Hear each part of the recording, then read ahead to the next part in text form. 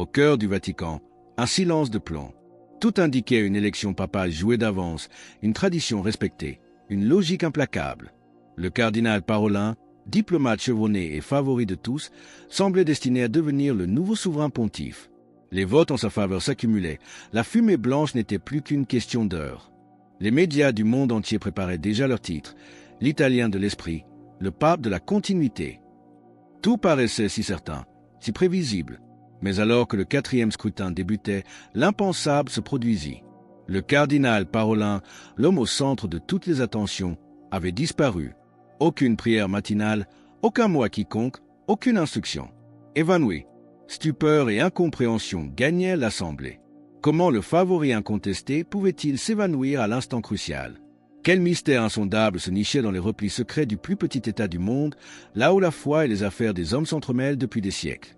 Une tension nouvelle, presque palpable, envahit la chapelle Sixtine. Les cardinaux échangèrent des regards inquiets, des murmures parcoururent les rangs. Quelque chose d'extraordinaire, peut-être même d'une nature que nous osons à peine imaginer, venait de bouleverser l'ordre établi. Les murs ancestraux du Vatican, témoins de tant de secrets et de prières, semblaient retenir leur souffle. Le monde attendait une fumée blanche, mais c'est une ombre de doute qui commençait à s'étendre.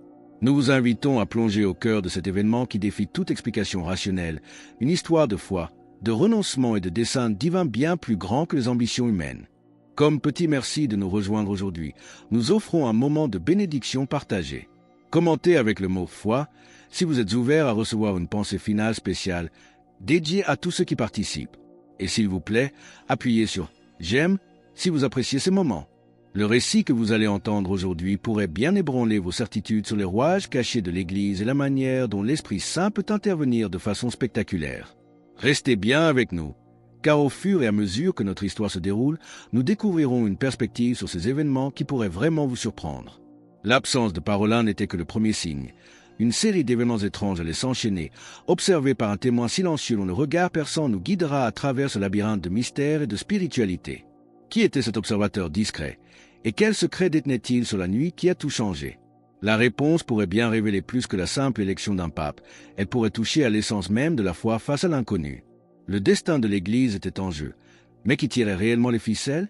Un homme se tenait en sentinelle, invisible aux yeux du monde mais au cœur même de ce drame naissant. Friedrich, un garde suisse vétéran. À 58 ans, avec ses cheveux grisonnants impeccablement coiffés, il incarnait la 3e génération de sa famille dévouée au service du Vatican.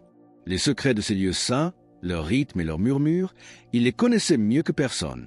Ces décennies de service l'avaient transformé en un observateur quasi invisible, un témoin silencieux des grandeurs et des misères humaines qui se jouaient entre ces murs sacrés. Durant la nuit précédant ce jour décisif, alors que la Casa Santa Marta semblait suspendue hors du temps, Friedrich avait été frappé par une scène inhabituelle. En patrouillant près de la petite chapelle réservée à la prière privée des cardinaux, son regard fut attiré par une fente de lumière. 3 cardinaux y étaient agenouillés, plongés dans une oraison profonde. Le cardinal doyen, un Brésilien âgé de 88 ans, menait une prière presque chuchotée, sa voix chargée d'émotion et de supplication.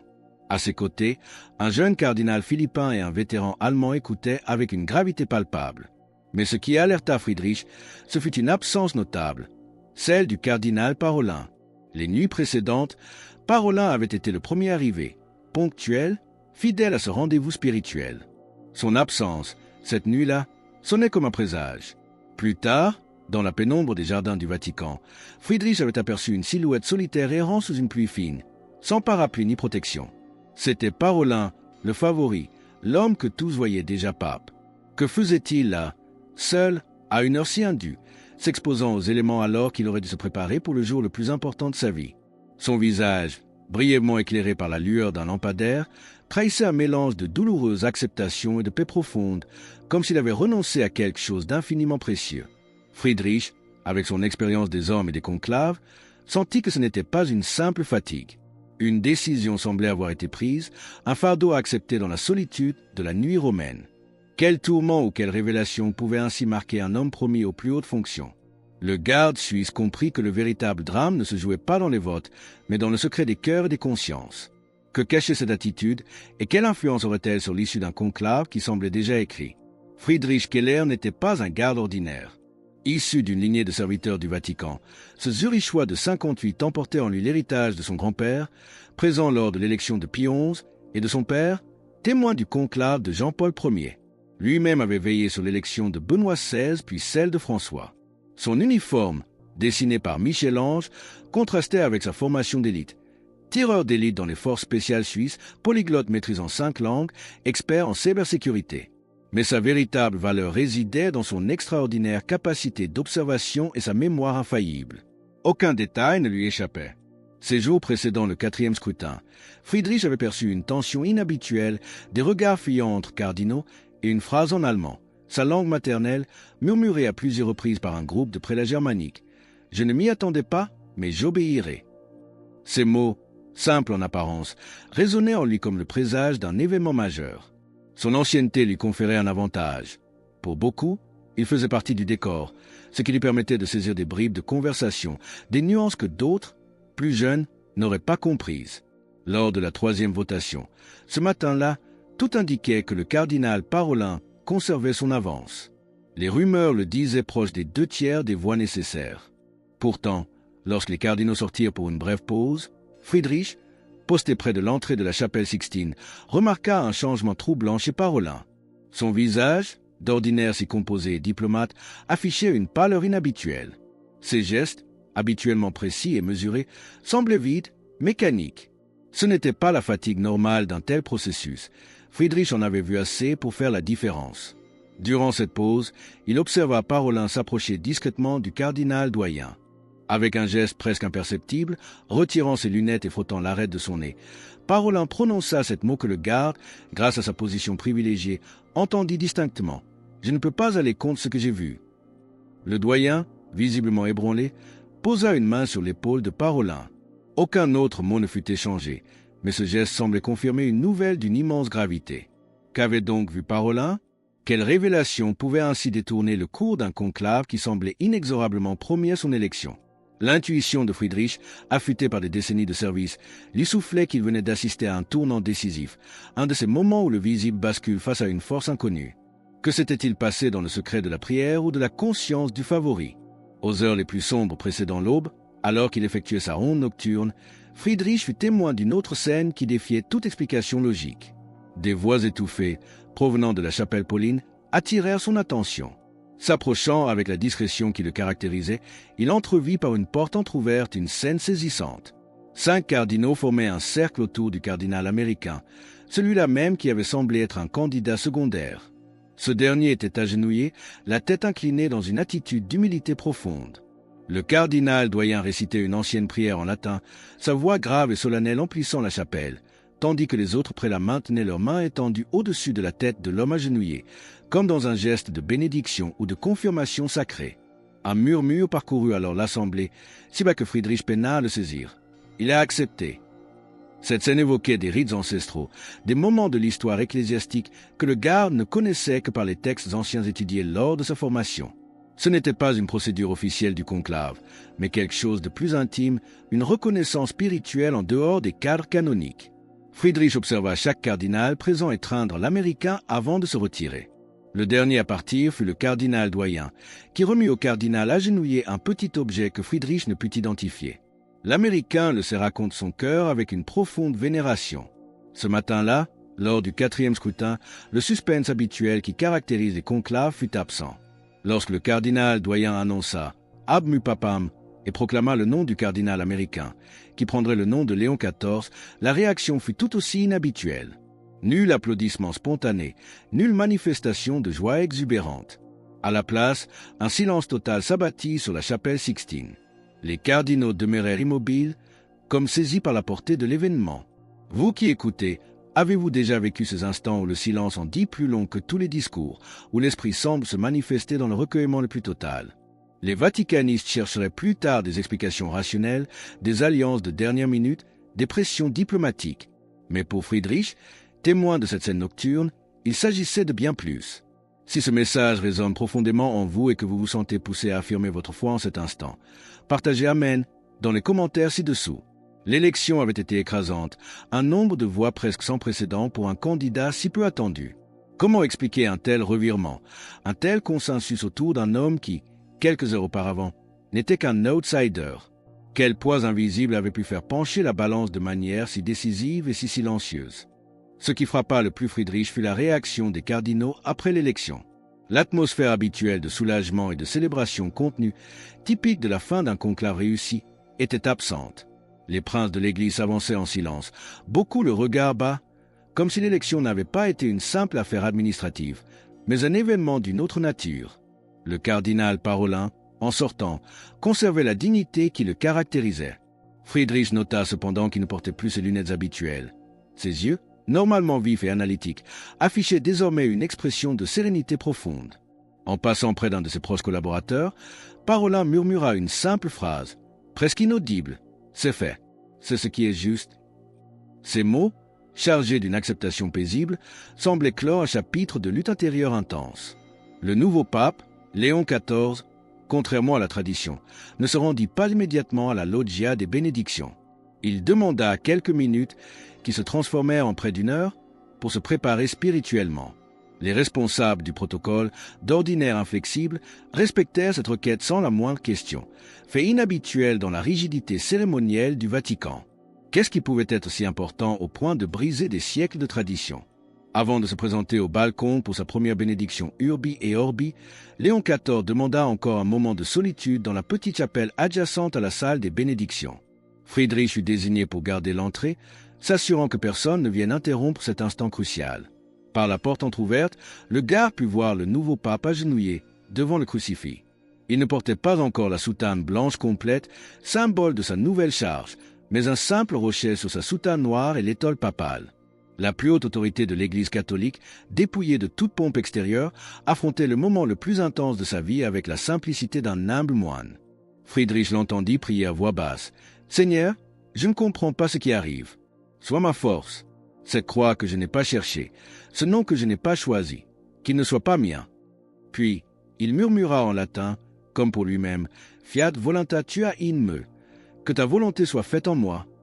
Quand il se releva enfin, son visage n'exprimait aucune exaltation, mais plutôt une gravité paisible, la quiétude de celui qui porte un appel qu'il n'a pas désiré mais qu'il a décidé d'embrasser de toute son âme. Friedrich se souvint alors des paroles de son père au sujet des papes qu'il avait connus. Les grands pontifes ne sont pas ceux qui désirent la charge, mais ceux qui la craignent, malgré tout, l'acceptent par obéissance. Cette scène semblait confirmer cette sagesse ancienne. Cette nuit-là, alors que son service s'achevait, Friedrich déambula seul dans les jardins du Vatican. La nouvelle de l'élection du cardinal américain parcourait déjà le monde, suscitant la surprise des vaticanistes qui avaient misé sur Parolin. Les théories conspirationnistes ne tarderaient pas à surgir. Pressions externes, menaces voilées, manœuvres politiques. Le monde séculier chercherait des explications rationnelles. Mais Friedrich, lui, repensait à la phrase de Parolin « Je ne peux pas aller contre ce que j'ai vu ». Dans les jours qui suivirent, des rumeurs circulèrent sur la santé du cardinal Parolin, suggérant un diagnostic médical l'empêchant d'assumer la charge papale. D'autres insinuaient des conflits internes. Mais parmi ceux qui connaissaient vraiment les rouages du Vatican, une autre certitude grandissait. Quelque chose de majeur avait été évité, ou peut-être initié. Un après-midi, Friedrich surprit une conversation révélatrice entre deux cardinaux. L'un, allemand, commentait « C'est comme s'il savait exactement où sont tous les problèmes, toutes les fissures à réparer. » L'Italien répondit à voix basse. François lui a laissé une carte, non pas écrite, mais spirituelle. Et Parolin a eu l'humilité de reconnaître qu'il n'était pas celui désigné pour la suivre.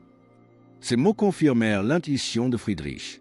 Plus tard, dans la salle de gare vide, une enveloppe l'attendait, scellée de cire pourpre, sans blason ni signature, juste une ligne manuscrite en latin. Qui habeorem odia, que celui qui a des oreilles entende, tiré du livre de l'Apocalypse. À l'intérieur, un fragment de parchemin ancien portait un unique verset, au bord comme carbonisé. Esse de dicoram te ostium apertum, quod nemo potes clauder. Voici, j'ai mis devant toi une porte ouverte que personne ne peut fermer. Apocalypse 3h08. Ce message était-il une simple coïncidence ou une invitation? Pour rejoindre notre communauté et ne manquer aucune histoire inspirante, pensez à cliquer sur « J'aime » et à vous abonner. Guidé par une intuition, Friedrich se dirigea vers la chapelle Pauline, puis vers une porte semi-circulaire toujours verrouillée, menant à la Domus Pulchra, un dépôt de parements rarement utilisé. Sans savoir pourquoi, il effleura la serrure avec le petit crucifix en argent que son père lui avait donné. Un déclic. La porte céda révélant non pas des étoffes liturgiques, mais un étroit couloir descendant par des marches de pierre humide. Au premier degré, une lampe à huile était allumée, sa flamme immobile malgré l'absence de courant d'air. Une petite plaque de bois portait une autre citation, « Nolit timer, ego sum ». N'ayez pas peur. C'est moi, Jean 6h20.